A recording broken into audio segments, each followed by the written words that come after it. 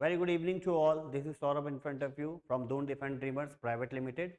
And today we guys gonna discuss about the very first topic of the physics 12th class, that is called electrostatics. देखिए electricity chapter से मैं start कर रहा हूँ, ठीक है।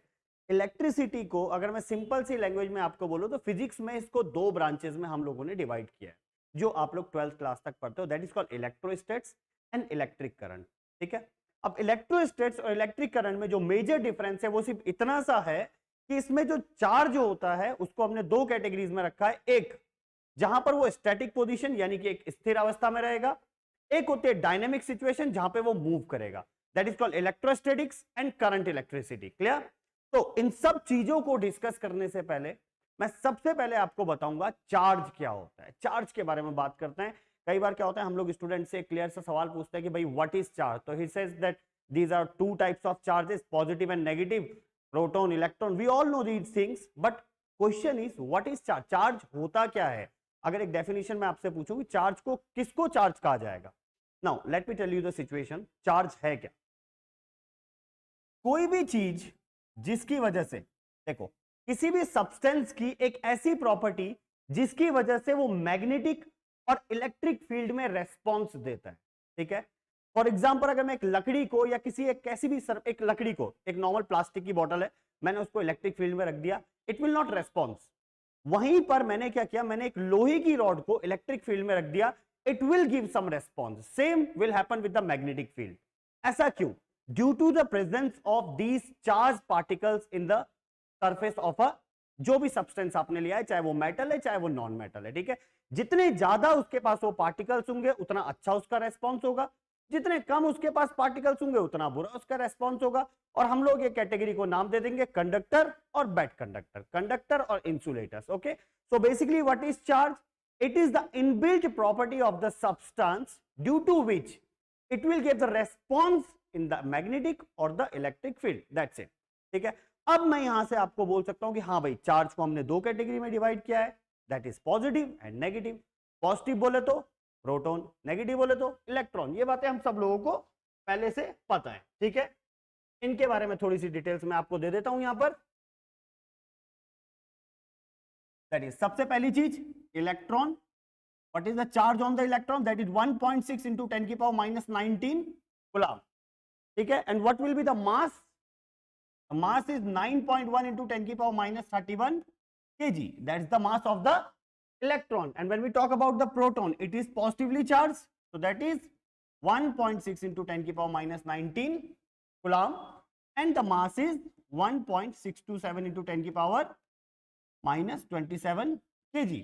So we are aware of these two charges only. But कई बार क्योंकि अब देखो आप एनडीए की तैयारी कर रहे हो तो आपको कुछ चीजें दिमाग में हर समय याद रखनी पड़ेंगी, क्योंकि हमारे पास इतना टाइम नहीं होता कि भाई हम पीछे रिवाइंड करके देखें, अब यहां से उठा के देखें। तो मैं आपको एक चीज और क्लियर करता हूं। Let us talk about one more charge that is called alpha, ठीक है। अल्फा के बारे में मैं क्यों बता रहा हूं? क्योंकि कई बार क्या होता है, हम कुछ टॉपिक्स ऐसे पढ़ेंगे फिजिक्स में जहां पे इलेक्ट्रॉन और प्रोटॉन का यूज तो नॉर्मल है, वो हर जगह हम लोग करते ही हैं और बचपन से करते आ रहे हैं, लेकिन अल्फा पे बेस पे भी क्वेश्चंस आते हैं, ठीक है। दैट्स व्हाई मैं अल्फा आपको पहले से ही बता रहा हूं, that is 4 times of charge of proton and twice the mass of proton, ठीक है। that's the charge and the mass of the alpha particle, clear? okay, अब यहां से आगे की तरफ चलते हैं।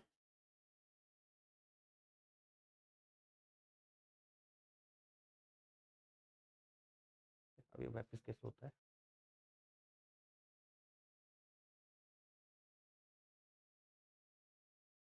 ओके, अब ये था आपके पास charge, that is electron proton alpha particle. यहां तक कोई डाउट है किसी को? ठीक है। अब इसके बाद हम लोग देखो, अगर कोई डाउट होगा आप नीचे कमेंट सेक्शन में इस चीज को जरूर लिख देना कि सर इस चीज को एक बार दोबारा क्लियर कीजिए। कोई भी प्रॉब्लम होगी वहां पे एक बार दोबारा जरूर बताएं, ताकि अगला वीडियो इस चीज को क्लियर करने में आपकी हेल्प करे। ओके, अब यहां पर मैं आपको जो अगली चीज डिस्कस करने वाला हूं that is electric current, as we can see on the screen. It is very clear diagram कि भाई हम यहाँ पे सीधे सी बात है, अब मैं करंट की बात करने वाला हूं, ठीक है। तो देखो करंट क्या है, basically we usually say that it is a fundamental quantity. ये बात आपको हमेशा याद होनी चाहिए, it is one of the 7 fundamental quantities of physics, ठीक है। Its SI unit is ampere, that is electric current. Its SI unit is ampere. और अगर मैं आपसे क्वेश्चन पूछूं कि भाई करंट है क्या, करंट बेसिकली है क्या, किसी वायर से एक सेकंड में कितने इलेक्ट्रॉन या चार्ज पास होते हैं, that is called electric current. That is I is equal to Q upon T. That is I is equal to Q upon T. एक सेकंड में 10 चार्ज पास हुए तो 10 एम्पियर, एक सेकंड में 20 इलेक्ट्रॉन पास हुए तो 20 एम्पियर, खत्म। एक सिंपल सा मैथमेटिक्स है। That is the number of charges passing through the surface, passing through the conductor पर सेकंड। एक सेकंड में कितने पास हो रहे हैं उनको आप करंट बोल दोगे, सिंपल सी लैंग्वेज है। ओके, करंट को सिर्फ यही रेशियो एक्सप्लेन नहीं करता। करंट की सबसे अच्छी बात क्या है कि हम सिर्फ चार्ज के बेस पे उसको ड्राइव नहीं करते, we also use it in the terms of potential and resistance. मैं आपको इन चीजों के बारे में आगे बताऊंगा, पोटेंशियल रेजिस्टेंस क्या होता है, इनको भी हम आगे डिस्कस करेंगे। लेकिन ये चार्ज की देखो ये प्लस पॉइंट है कि मैं उसको पोटेंशियल से ड्राइव कर सकता हूं, मैं उसको रेजिस्टेंस से ड्राइव कर सकता हूं, मैं उसको चार्ज की मदद से ड्राइव कर सकता हूं, मैं उसको ड्रिफ्ट वेलोसिटी, ये जितनी मैं फिजिकल टर्म्स ले रहा हूं इन सब चीजों के बारे में मैं आपको एक एक करके बताऊंगा। तो very first thing that is called electric current. So you can write down the definition, the rate of flow of charge is called electric current. ठीक है, किसी भी चालक में से धारा के आवेश के प्रवाह को हम लोग विद्युत धारा या विद्युत प्रवाह कहते हैं। ठीक है, okay. its SI unit is ampere and its dimension is written as A, that is its dimension. Okay, so our next topic sir, current आपने बोल दिया तो मैं एक छोटा सा टॉपिक आपको यहां पे डिस्कस करता हूं, which is quite not that much reliable to the NDA, इतना इंपॉर्टेंट नहीं है एनडीए के लिए, मैं बस थोड़ा सा इससे हिंट दे देता हूं आपको। That is called quantization of charge. इसको हम लोग बोलते हैं क्वांटाइजेशन ऑफ चार्ज।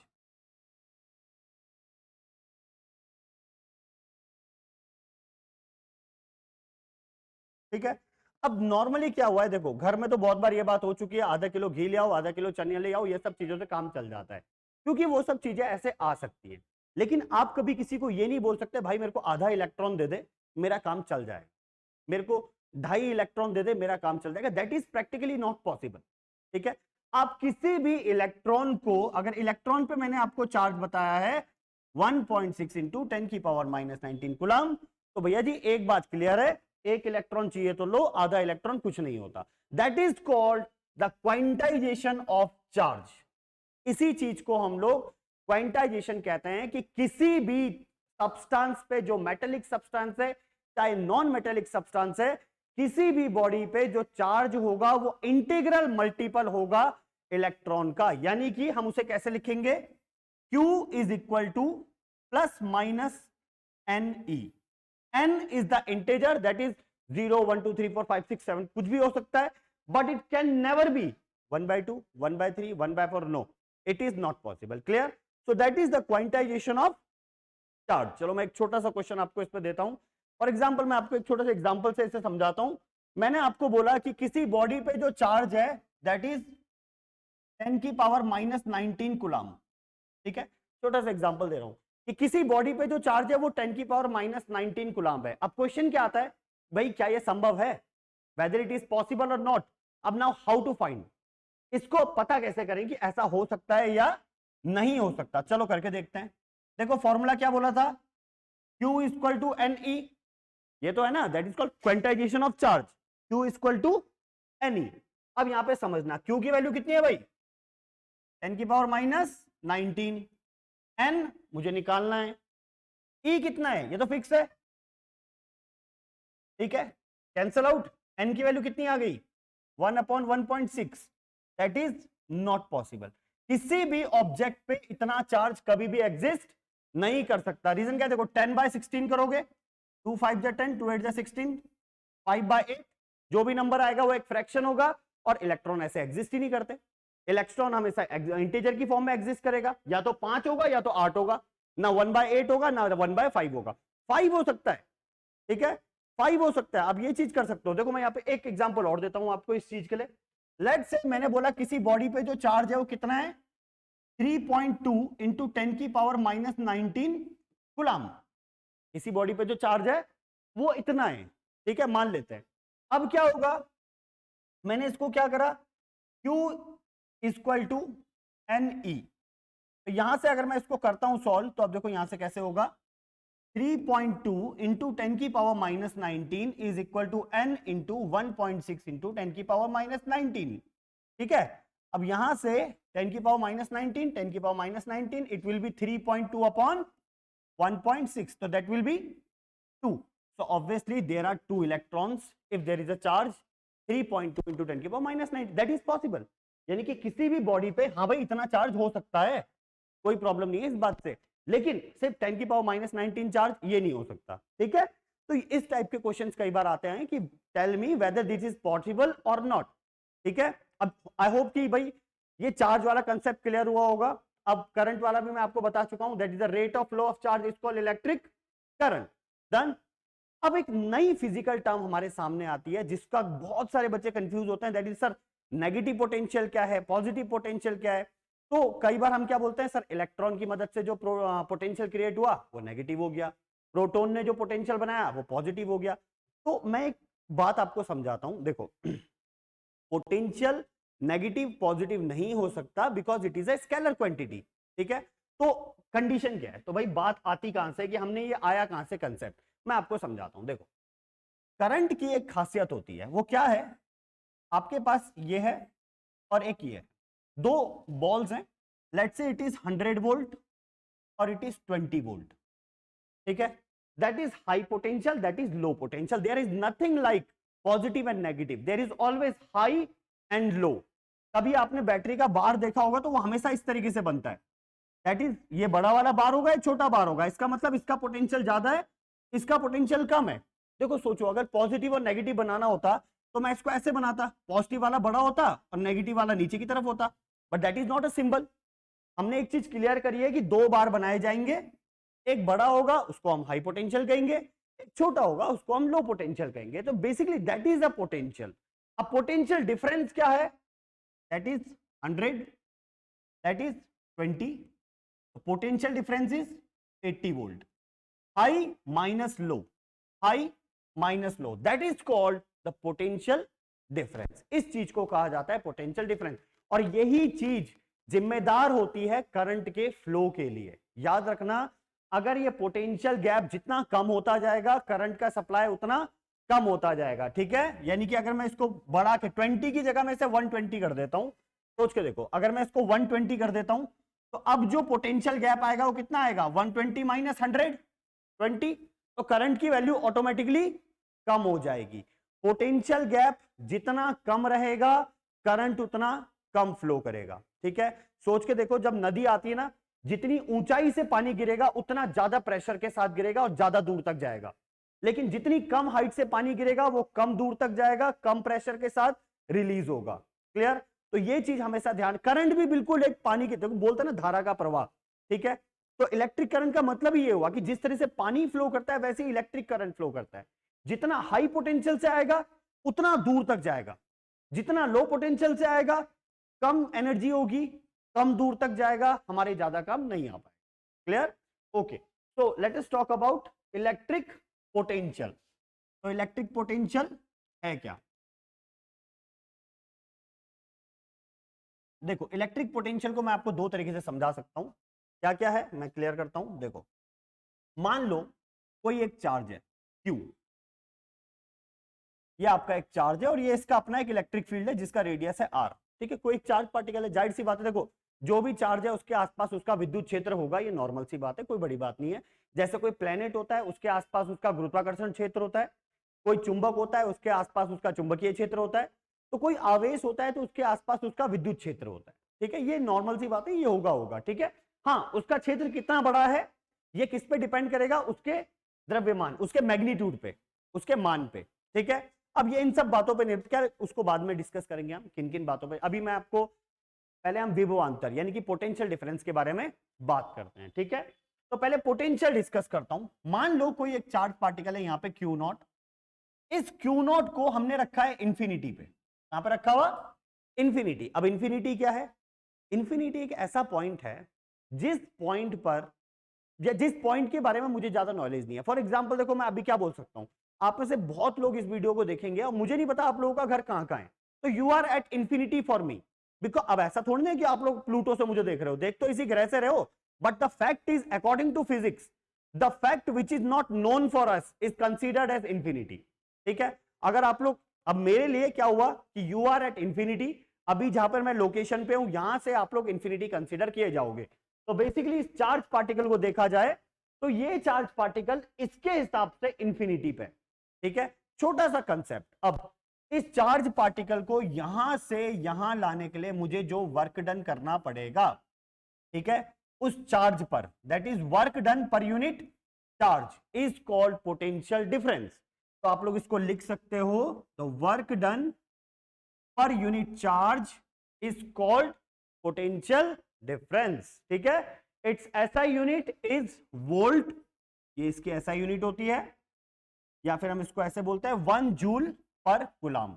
तो आप बोल सकते हो कि 1 वोल्ट किसके बराबर होता है, 1 जूल पर कूलम्ब के बराबर, that is called potential difference. यहां तक क्लियर? ठीक है, पोटेंशियल डिफरेंस हो गया।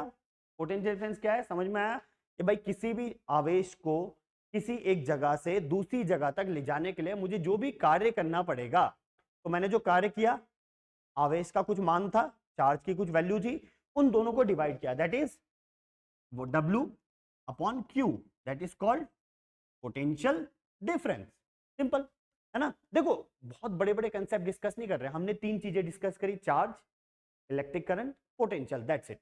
ठीक है, अब जब मेरे पास पोटेंशियल आ चुका है, करंट आ चुका है, तो एक बहुत इंपॉर्टेंट टर्म है जो हर 10th क्लास के बच्चे को सबसे अच्छी लगती है और सबसे इजी लगती है, that is called Ohm's law. अब भाई अगर आप साइंस साइड के स्टूडेंट हो चाहे ना हो, ठीक है, आप किसी भी बोर्ड के स्टूडेंट हो, किसी भी मीडियम से पढ़े हो, भाई ओम का नियम हर एक बच्चे ने पढ़ा। ठीक है, इसके बारे में कोई दो राय नहीं है। ओम का नियम क्या कहता है, बहुत सिंपल सी लैंग्वेज है। ठीक है, और वो लैंग्वेज क्या है, देखो मैं बताता हूं। Potential is directly proportional to electric current. अब भाई देखो इतनी बड़ी बात बता दी, क्या भाई कहना क्या चाहता था ओम, जो हमारे ओम भैया हैं वो सिर्फ एक ही बात कहना चाहते थे कि भाई जितनी बड़ी बैटरी होगी उसमें से उतना करंट निकल सकता है। आप सीधी बात है, ठीक है, बात भी सही है। अगर मेरे पास 200 वोल्ट की बैटरी है तो उसमें से करंट आएगा आपका 5 से 6 एम्पियर। 400 वोल्ट की बैटरी है वो 12 एम्पियर करंट दे देगी। 1000 वोल्ट की बैटरी है वो और ज्यादा करंट प्रोड्यूस कर देगी। तो कहने का मतलब क्या था, अगर दो टर्मिनल्स के बीच में पोटेंशियल डिफरेंस इंक्रीज कर दिया जाता है तो उसमें से फ्लो होने वाला इलेक्ट्रिक करंट अपने आप बढ़ने लगेगा, but the condition is eight constant temperature. अब भाई इस चीज का हमेशा ध्यान रखना, उस डेफिनेशन को पढ़ा तो सबने, लेकिन इस लाइन को भूल मत जाना। ठीक है, जब आप उस ओम्स लॉ की डेफिनेशन को पढ़ रहे थे तो उसमें स्टार्टिंग में लिखा हुआ है at constant temperature the potential difference is directly proportional, या फिर the electric current is directly proportional to the potential difference applied across its terminals. ठीक है, तो यहां तक कोई इश्यू नहीं होना चाहिए किसी बच्चे को। बेसिकली ओम्स लॉ क्या है ना, तो पोटेंशियल बढ़ेगा करंट बढ़ेगा, पोटेंशियल घटेगा करंट घटेगा। क्लियर? अच्छा, अब भैया ओम्स लॉ को थोड़ा आगे बढ़ाते हैं। अब ओम्स लॉ की जब हम बात कर ही रहे हैं तो यहां पे बात करते करते एक और टर्म आती है जिसने हमारा पूरा 10th निकाल दिया, दैट इज क्या होता है, रेजिस्टेंस। इस प्रोपोर्शनैलिटी के साइन को यहां से हटाया और यहां पे लिख दिया हमने R, that is the another physical term that is called resistance. एक अलग से हमारे पास फिजिकल टर्म निकल के आती है जिसको हम लोग क्या बोलते हैं, रेजिस्टेंस। अब क्वेश्चन है what is resistance. Potential clear हुआ, ठीक है, इलेक्ट्रिक करंट क्लियर हुआ, चार्ज क्लियर हुआ, इन तीनों के आपस में कॉन्टेक्ट्स क्लियर हो गए हमारे पास, है ना भाई, सारे फॉर्मूले मैं आपको बता चुका हूं।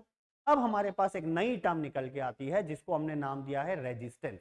भैया रेजिस्टेंस एक बहुत ही इंपॉर्टेंट टर्म है और इसी के बेस पे जो क्वेश्चंस आपके पास बनते हैं एनडीए में वो कैसे बनेंगे वो भी मैं आपको बताऊंगा। ठीक है, पहले मैं इसको डिस्कस करता हूँ कि रेजिस्टेंस है क्या। देखो होता क्या है, जब आप चलते हो ना नॉर्मल, फॉर एग्जांपल एक बार सोच के देखो, रेजिस्टेंस एक ऐसी चीज है जिसका होना, जैसे फ्रिक्शन, फ्रिक्शन है तो प्रॉब्लम है, नहीं है तो बहुत बड़ी प्रॉब्लम है।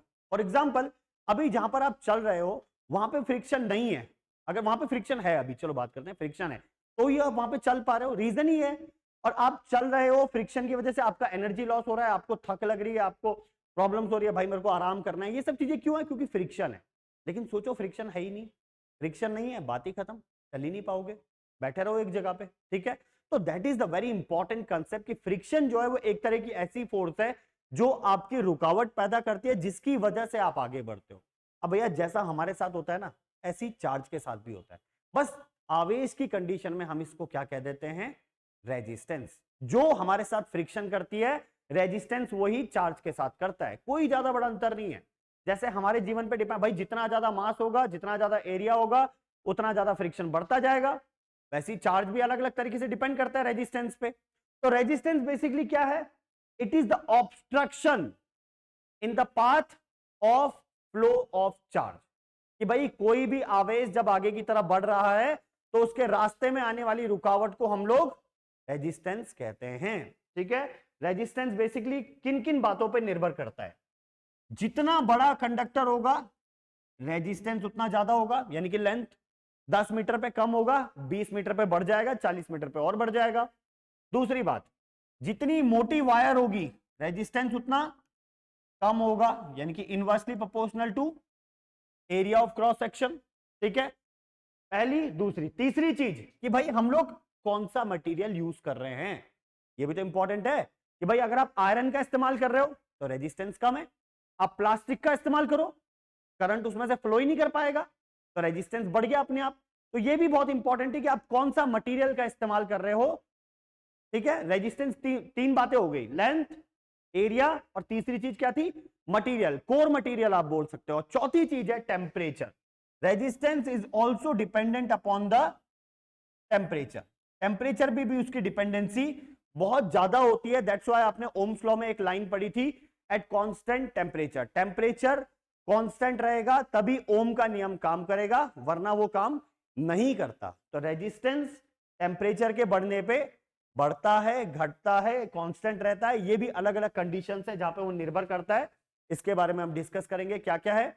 चलो, तो अभी मैं डिस्कस करता हूं रेजिस्टेंस। आज के लिए हम इस टॉपिक को यहां पे रोकेंगे, ठीक है। तो रेजिस्टेंस बेसिकली क्या था? The property which opposes the path of flow of charge, that is called resistance. और इसकी ऐसा यूनिट और इसके फिजिकल टर्म्स मैं लिख देता हूं आपके लिए।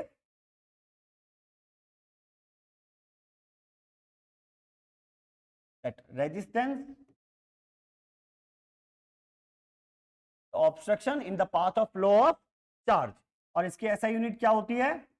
दैट इज ओम, ठीक है। और इसकी डायमेंशन आप लिखोगे यहां से, देखो आप रेजिस्टेंस का फॉर्मूला क्या हो गया? V equal to I R. तो आप इसको ऐसे लिख सकते हो। मैं आपको इसकी पूरी डायमेंशन क्लियर कर देता हूं। देखो ये चीज आप हमेशा, अगर आप 11th 12th के स्टूडेंट हो तो ये आपके काम आएगी।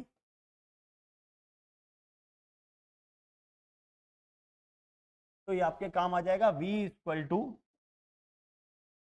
आई आर। तो V can be written as W upon Q I R. तो मैं इसको ऐसे लिख सकता हूं, 1 joule Q equal to I T, Q equal to I T, that is formula होता है चार्ज का। और यहां पर आ गया आपका I, तो दैट इज R। लिखेंगे ऐसे, देखो मैं अभी ऐसा यूनिट लिख रहा हूं।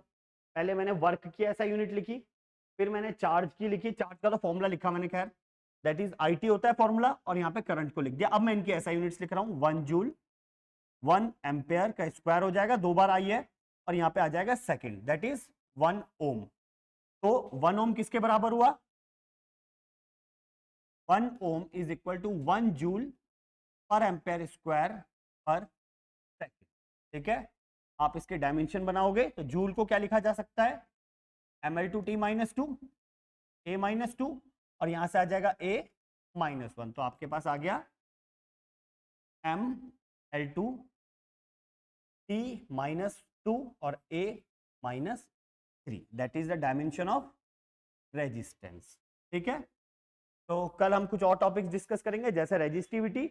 और दूसरी बात, सबसे इंपॉर्टेंट टॉपिक जो अगले लेक्चर में हम लोग डिस्कस करेंगे वो क्या होगा? Dependency of resistance on the length and the area of cross section, ठीक है। उस ट्रिक को देखने के लिए देखो आज का वीडियो आपको कैसा लगा, यहां पर आप लोगों को क्या क्या और चीजें जाननी है, electrostatics, current electricity, drift velocity, mobility, किसी भी टॉपिक से रिलेटेड कोई भी डाउट आपका है कमेंट बॉक्स में डालिए। ताकि अगले वीडियो में आपके हर एक टॉपिक को क्लियरली डिस्कस किया जाए। तो thank you so much for watching the video. Have a great day.